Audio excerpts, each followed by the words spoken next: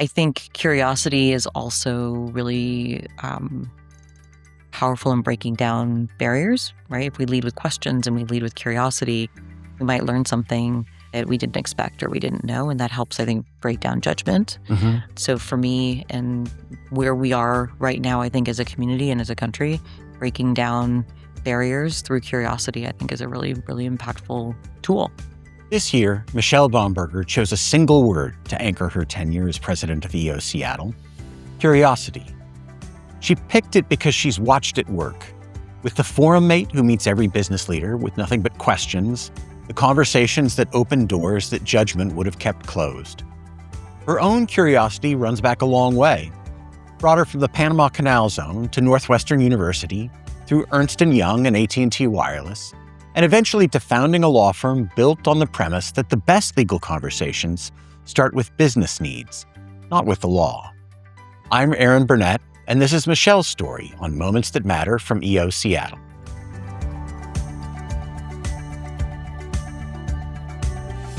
So I don't think I've ever started with this question. Tell me a little bit about your childhood. You grew up in Panama. Yeah, so it was a very unique experience in that, the U.S. controlled certain land on either side of the canal. That included the canal itself, of course, which was run by the Panama Canal Commission, which is a U.S. government organization. And then you had the military bases as well. So there were probably 10-ish, maybe 15 military bases. So the Americans there were a mix of, second, third generation Americans who stayed. Typically, they came down to help build the canal, married a local person, stayed. And so a lot of my friends came from families of American fathers, Panamanian mothers. And then you had the military families who came in and out every 3 years or so. They tended to move in and out. And then folks like my family, where my mom moved to Panama when she was her early 20s after nursing school. She and her best friend decided they were going to go abroad, and they applied for jobs in various places and landed in Panama only a few years after the anti-American riots that were happening. So I can only imagine what her family thought at that time. Sure. My father was stationed there in the Army, retired there, worked for Smithsonian, managing one of their tropical research islands. Smithsonian has a huge tropical research institute in collaboration in Panama. So they met there, and being what I would call kind of first generation Zonian. Yeah. I've always felt a little bit out of place. I don't have all that Panamanian history and tradition. I don't have all that Zonian history and tradition sort of plopped down in the middle. And then, of course, surrounding all of that is the Panamanian community. You could very much be insular. You could very much choose not to participate. We did a lot more in the city and community with respect to the horses. I rode horses growing up, where we had to go get feed and had to go get, shavings and all that kind of stuff was all out and about. And so Right. I remember those trips vividly, that they were always to these kind of random warehouses, who knows where, to pick stuff up as well. So it was a really diverse community from the types of people who were there.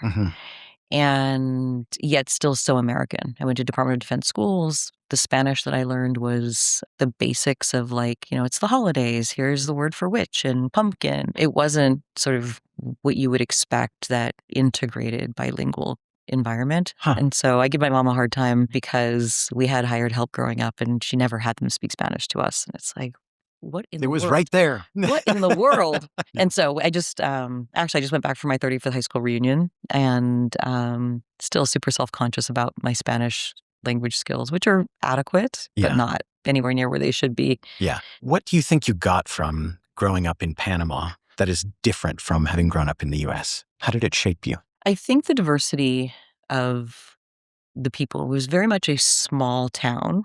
So all of the Zonians, the people who were either there for multiple generations or the people who were like my family that was kind of first generation Zonian, everybody knew everybody else's business. So very small town. And then on top of that, there was this entire sort of foreign culture, different culture.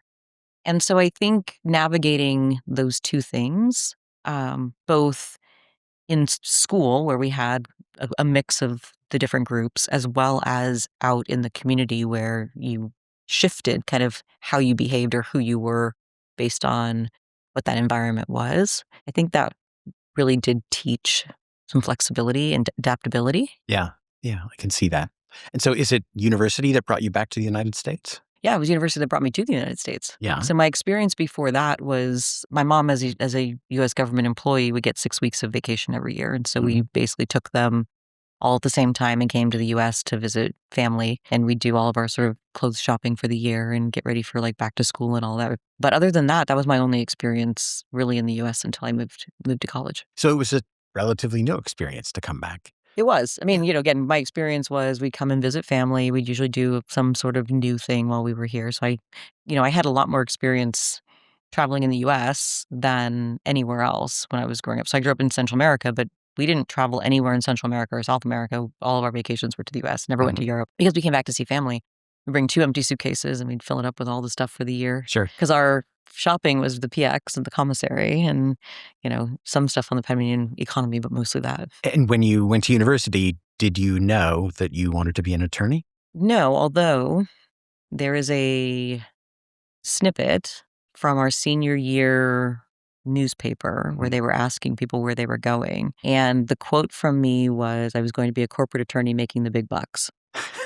So you had some idea. So evidently, I don't know that I would have been able to tell you that 4 years later when I was at university, but got a degree in finance with a minor in computer applications. Computer applications was like an MIS degree. So, you learn some coding, you learn some database management and that kind of stuff, but it wasn't that heavy lifting computer science work.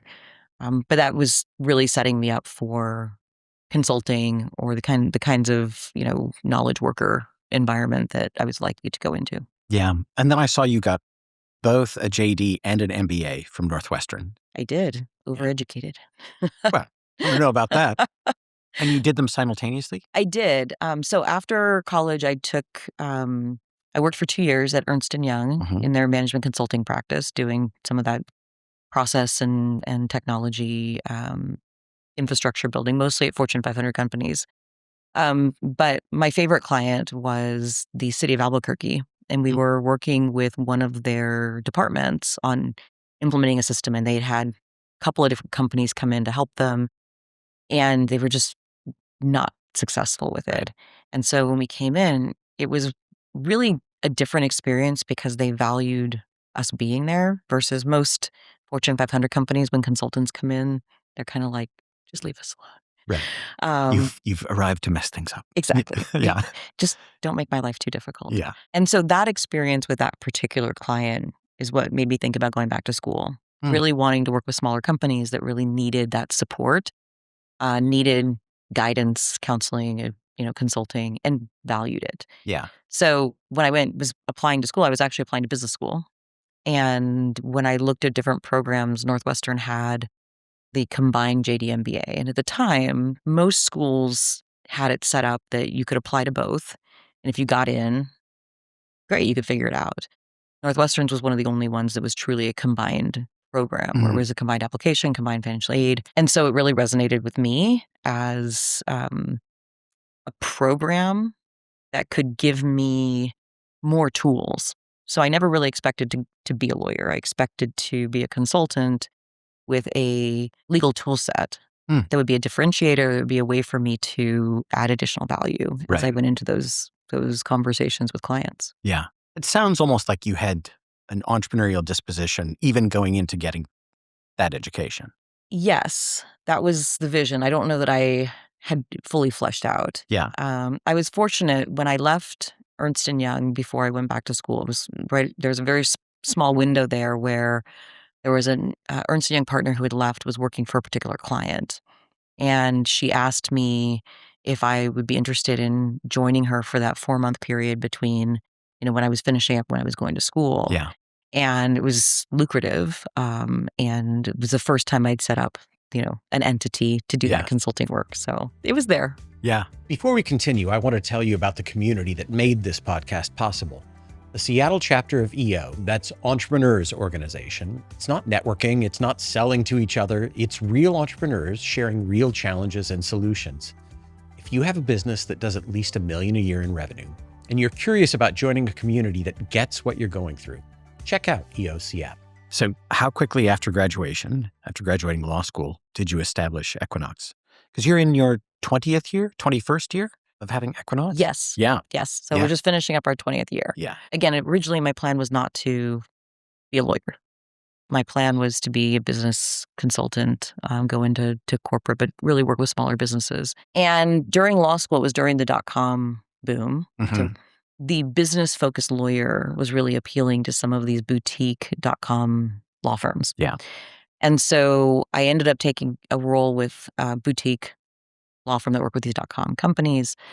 And it was really exciting. It's just such a cool, exciting time.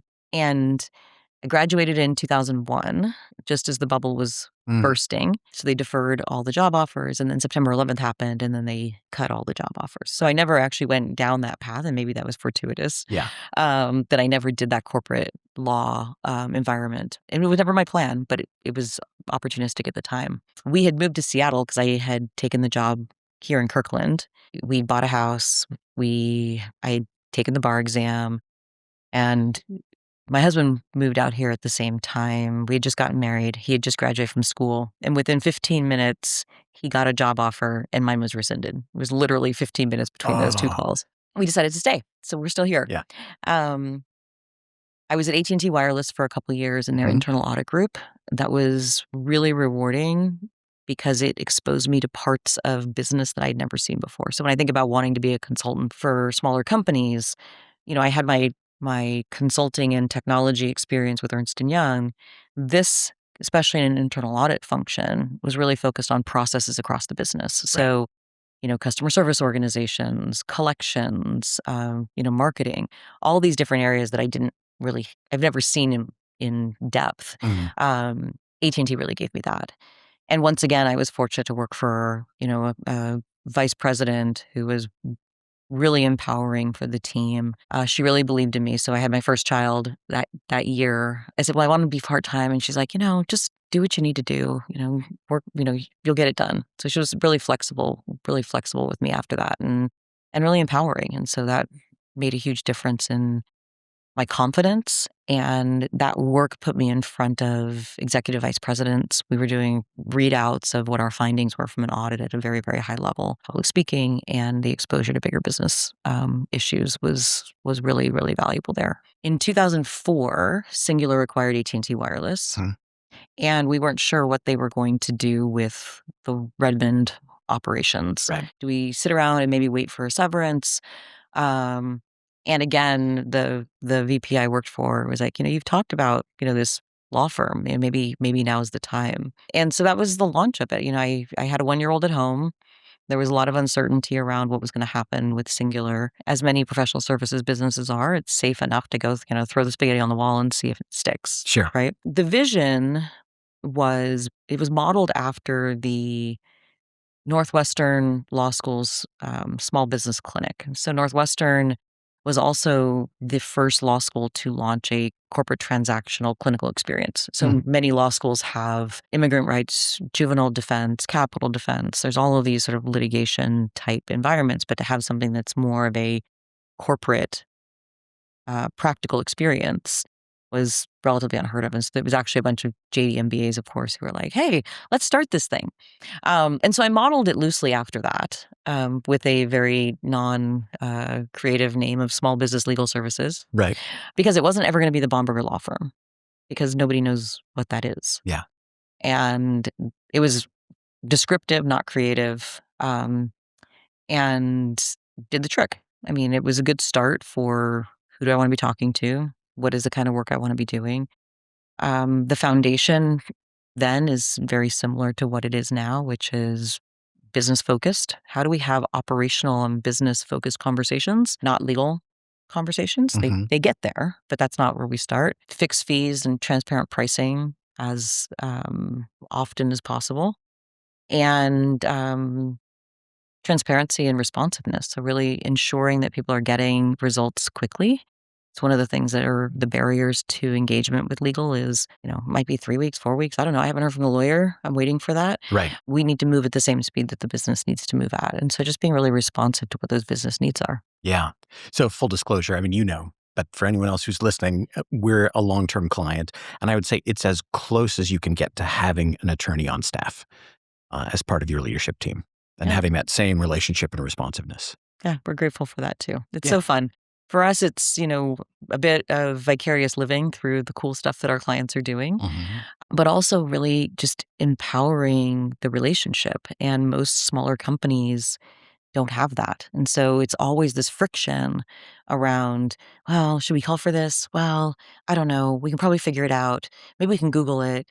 And now it's maybe we can chat GPT it. What if we remove that friction and just said, call the expert? Hmm. Don't worry about it. It's all built into the plan. It's I think empowering for clients, but it's certainly empowering for our team because we know the clients well enough to have meaningful conversations Yeah. and without the worry on like, just let's get to the point, stop the clock. Um, Right. so yes, it's been a definitely a journey over the 20 years to get from where we started. But it's also really fun to see that magic happen. Yeah. So what brought you to EO? You've been in EO coming up on 6 years. Is that right? Yes, and 2 years in Accelerator, before that. Yeah, Yeah. And really rapid and intense engagement. This year, you've been president of the Seattle chapter. I have been. Yeah. So Very successfully. thank you. Yeah. Thank you. It's been fun and Aaron's on the board this year as well. And we have I think it's been such a strong community within the board, really clear goals and moving together. That's one of the things that we talked about at the beginning of the year was how do we break down the silos of board chair roles and really kind of work together toward, the common initiatives across the organization. And I feel Mhm. like that's something the board has done really, really well Mhm. this year. So what brought you to EO initially, though? I've always appreciated peer leadership groups. I've been in peer leadership groups kind of on and off over the years, or having business coaches. It's just something that I really value. I like, I'm one of those people who likes to talk things out, kind of Yeah. work things out. I need that space. I had been in a business builders group, and then we moved to Ireland for 2 years, and then I was in a Vistage group for a couple of years. Mhm. I knew lots of people in EO, like, it's just sort of if you're in the entrepreneurial community, you hear people who are in the spaces, and, um, I hadn't hit that magic $1,000,000 number, so EO wasn't on the table. But when I heard about Accelerator, the Accelerator program being for businesses that are looking to scale to that 1,000,000, Right. they've got an established base, they've got an established, core, but need some of those technical pieces to get to the 1,000,000. It really made sense for me, and, certainly when I looked at it compared to what I was getting out of Vistage, Mhm. it made a lot of sense. 1, from the practical, 2, from, I think, the peer group. So, when I joined Vistage has, CEO groups, trusted advisor groups, and key executive groups.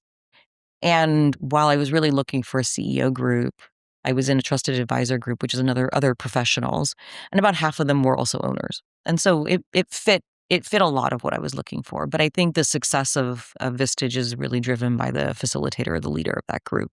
And we had some transition in that. And so the timing really worked out well for me. Just, talking to people who were in EO, Accelerator being an option on the table, Mhm. where I wanted to take my business and how that can lead into membership in EO and just building that community stronger. It was just the right time with the right tool set Yeah. for where I was. What have you gotten out of EO? How has EO changed you? In the accelerator group, we have a EO member who's the facilitator or the leader of that group. And I remember him saying, it's all the same problems, just with more zeros. Mhm. So as you're kind of fighting and navigating the fires every day, I think that humility of recognizing we are all experiencing similar things, regardless of whether it's a $50 million business or a $1 million business. The problems are quite similar, and ultimately, as a leader, the way you decide to tackle those problems, the way you decide to lead, is not so dissimilar. Right? We're all learning the same sort of tools and techniques and tactics. So I think being in a room or in multiple rooms where we are all looking to be better leaders. Like we self-select into this organization because of its core values, because of the idea that together we grow, that we think big, we be bold. we trust and respect. Like all of those things are sort of the core of who chooses to be in that room. Mhm. And I feel like I've learned so much being in rooms with leaders who behave that way, value those same things. And sometimes it's just the repetitive nature of, oh yeah, I've heard that before. Oh yeah, I've heard that before. And the storytelling of experience shares in EO helps us to say, oh, they've been there before and that's a similar experience. So I think you're not alone. That's, I think, really important. And I don't mean alone in that I don't know how to figure this thing out or I feel lonely so much as there's a whole community of us who are doing the same things, rinse and repeat, trying to be better, trying to strive for more, but still, you know, failing sometimes and succeeding sometimes, and having a space for that, I think, is really important. It's a huge value of you. Yeah. I get the sense that there is a unifying belief structure or philosophy that animates your life, your professional life, your personal life, decisions you made with EO. What is that? I think loyalty is a big one for me, Mhm. and I think that's partly why I struggle a bit with being a leader, because you've got a bit of the trying to make people happy and trying to be a loyal friend, partner, boss, whatever that is. And that is, I think, core to what I value. And I think I see that in EO as well, where we are a tribe or cult or whatever term you'd like to use. Loyalty to each other is really valuable, and I think that wraps around that core value for me. Another is optimism. Mhm. I tend to be a it's all gonna be fine Sure. kind of person. My husband still laughs about a particular movie we went to that he was going to walk out. I'm like, it's gonna get better. It's gonna get better. Same thing with books. It's gonna get better. Did the Like, movie cut get cut the better? cord. Not for him. He still holds it over my head. I'm getting better about like books. It's like Sure. you don't have to finish it. Yeah. But I do think that being an optimist is a superpower for Mhm. me. I think it does, drive me toward being human, to being more confident to see the glass half full and the opportunities out there. It's also a blind spot in so many ways. And so as a leader, I think I've learned, trying to learn how to calibrate for Mm. that, because I tend to go, full speed with, optimism and positivity. Yeah. So those are two that come to mind. Yeah. Do you have another one that you thought you might see as a thread? I think there are two other things that come to mind. One is that you're very principled and steadfast in those principles. And the other is that you're very inclusive. Thank you for that. Yeah. So this year's theme has been Curiosity Unleashed. Why that theme? What led you to that theme? One of, I think, the most impactful and powerful characteristics that I see in EO is curiosity. I talk about a forum mate of mine that, when we are on a forum retreat and we're out meeting businesses or we're out meeting other business leaders, like it's just, question after question and curiosity after curiosity. And just wanting more of that from myself, and seeing it in our community, both in the formal things that we do. We do these learning events, we do social events, opportunities to learn and be curious, but also just in conversations with each other, really trying to lean toward, what can I learn from you? What kind of curiosity can open doors? I think curiosity is also really powerful in breaking down barriers, right? If we lead with questions and we lead with curiosity, we might learn something that we didn't expect or we didn't know. And that helps, I think, break down judgment. Mhm. So for me, and where we are right now, I think as a community and as a country, breaking down barriers through curiosity, I think is a really, really impactful tool. The unleashed part was just, I did a whole bunch of different like Sure. Yeah. with curiosity ignited, curiosity, trying to find it. Yeah. And I love it. I'm really, really thrilled with how that's come together and as a theme, and tried to carry it through the work that we've done this year. Yeah. I think it's been great. I think it's been a timely theme, as you said. Thank you for talking with me. I Yeah. really appreciate it. Yeah.